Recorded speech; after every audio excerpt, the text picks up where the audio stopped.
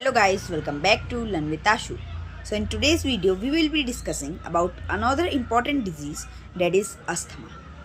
Asthma यानी कि दमा एक लंग डिजीज़ है जो कि हमारे फेफड़ों और हमारे रेस्पिरेटरी ट्रैक्ट को इफेक्ट करता है। अस्थमा एक नॉन कम्युनिकेबल और क्रॉनिक डिजीज़ है। नॉन कम्युनिकेबल डिजीज़ मतलब वो एक आदमी से दूसरे व्यक्ति को नहीं फैलता है और वो 3 महीनों से ज़्यादा यानी लाइफ टाइम तक हमें लास्ट करता है, इसलिए वो एक क्रॉनिक डिजीज़ भी है। अस्थमा में बेसिकली होता क्या है, जो कोई नॉर्मल इंसान है जब वो सांस लेता है तो हमने एक सांस ली, हमारे एयर पैसेज जो होता है एयरवेज उसकी जो ट्यूब होती है उससे हमारी ऑक्सीजन अंदर गई और लंग्स तक पहुंच गई। लेकिन अस्थमा में ये सेम कंडीशन नहीं रहती है। अस्थमा में जो हमारा एयर पैसेज होता है, जो हमारी ब्रोंक्यूल्स होती हैं वो इन्फ्लेट हो जाती हैं, उनमें म्यूकस भर जाता है जिसकी वजह से वो आपस में चिपक जाती हैं और रास्ता बीच का बहुत, ये नॉर्मल एयरवेज है लेकिन अस्थमा व्यक्ति में वो बहुत नैरो हो जाएगा और यहाँ से सारी ऑक्सीजन नहीं निकल पाएगी जिसकी वजह से ऑक्सीजन हमारी लंग्स तक नहीं पहुंच पाती है और हमें सांस लेने में प्रॉब्लम होती है। सो यही होती है अस्थमा की कंडीशन में।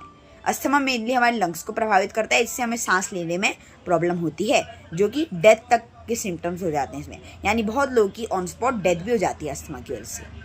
अब देखिए अस्थमा के कॉज क्या है, what are the causes of asthma.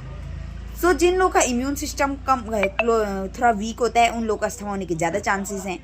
जब भी हम कोई पैथोजन यानी बैक्टीरिया, वायरस, प्रोटोजोआ वो हमारी बॉडी को एंटर कर लेता है तब वो हम पे अस्थमा का अटैक करता है। साथ ही साथ और भी चीज़ें ऐसी जितनी भी बैड हैबिट्स हैं, धूम्रपान करना, टोबैको ईट करना, वेप का यूज़ करना, इन सब चीज़ों की वजह से हमें भी अस्थमा हो सकता है। अब देखिए अस्थमा के सिम्टम्स क्या हैं, यानी अस्थमा अगर किसी व्यक्ति को है तो हमें अस्थमा में क्या क्या चीज़ें होंगी, what are the symptoms of asthma और what are the signs of asthma.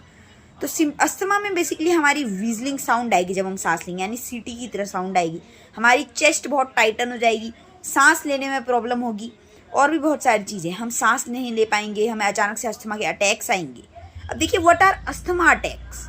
Asthma attacks normally ऐसे अटैक होते हैं जब किसी ट्रिगर की वजह से अस्थमा दोबारा स्टार्ट हो जाता है अचानक से, यानी हमने कोई एलर्जिक चीज़ सूंघ ली, कोई भी हमने पॉल्यूशन प्लेस पे चले गए, अस्थमा इन्फेक्टेड लोग, तो उन्हें अचानक से अस्थमा के अटैक आ जाते हैं जिसमें उन्हें सांस लेने, उनकी वो अचानक से जो ट्यूब थी वो पतली हो जाएगी, सांस लेने में प्रॉब्लम होगी और उनकी सांस जो ऑक्सीजन है वो लंग्स तक नहीं पहुंच पाएगी जिसकी वजह से उन्हें अस्थमा के अटैक आ जाते हैं। अब अस्थमा अटैक से बचने के लिए आप क्या कर सकते हैं, सो आप डॉक्टर से इन्हेलर इशू करा लीजिए, जिसे आप अच्छे से इन्हेलर का यूज़ किए डॉक्टर से सीख के, और आप उसमें इन्हेलर में स्टीरॉइड होता है जो कि उस ट्यूब को दोबारा खोल देगा जिसकी वजह से हम नॉर्मली सांस ले पाएंगे। लेकिन इसका कोई परमानेंट इलाज तो नहीं है, फिर आप डॉक्टर के पास जाके उसकी अच्छी सलाह ले सकते हैं और बड़ी सर्जरीज और थेरेपीज भी कर सकते हैं। Thank you for watching this video.